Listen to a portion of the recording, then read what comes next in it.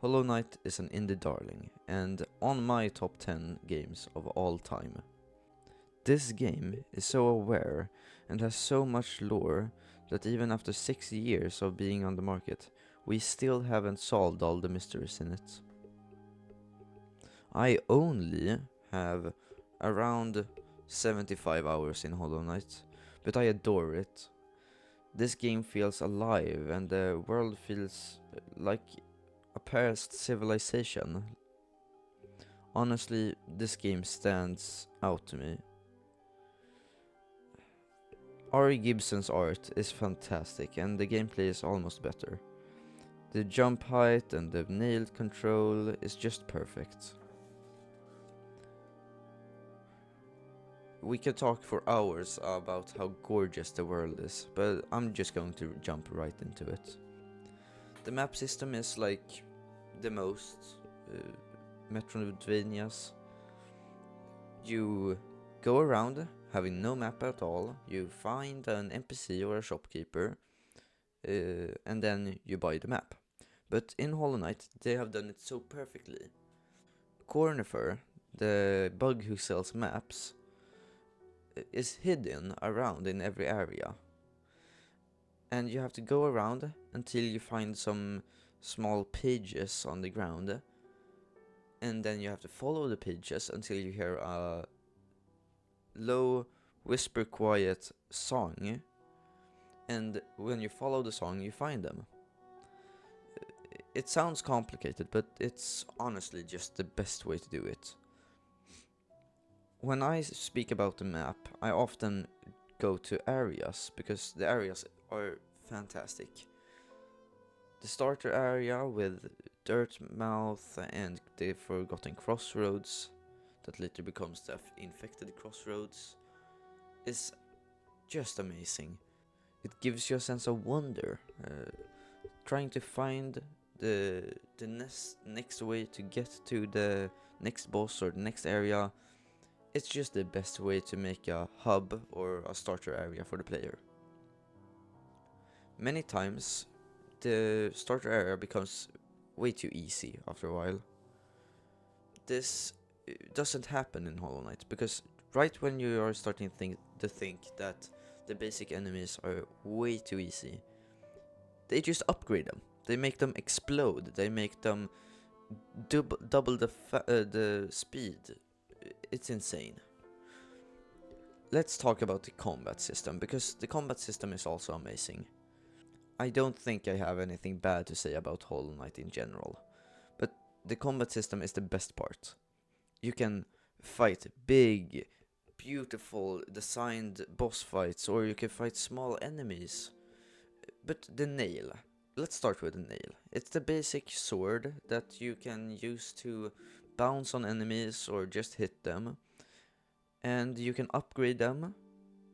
And it's just a good type of starter weapon. Then you get your first spell, and you almost forget to use it the first time you play this game, because it seems just like a normal range attack.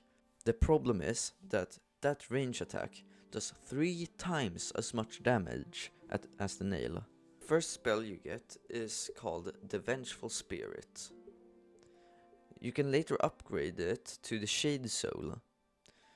The second spell the most players get, Desolate Dive, which later gets upgraded to Descending Dark. The last one is Howling Wraiths. I got this very late into the game. And the upgrade is called Abyss Shriek. These are all beautiful ways to make spells, but the thing that makes spells work is Soul. Soul is first used only to heal, and then you get to use it to cast spells. Some charms also work with Soul, and I will now talk about charms. Charms is a beautiful way to make abilities more common and less common at the same time. It's just a perfect way to make every playthrough a little bit different. When I talk about charms, I usually talk about the easy ones, like Grub Song.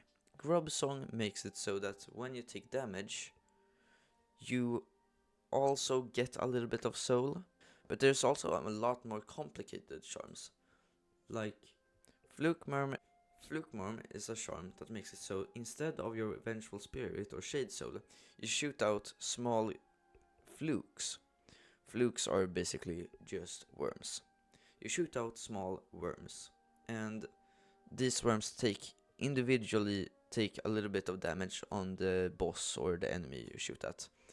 But you shoot at so many of them, so it makes it so you have a shotgun-like ability. These are just some of the charms that makes the game so interesting.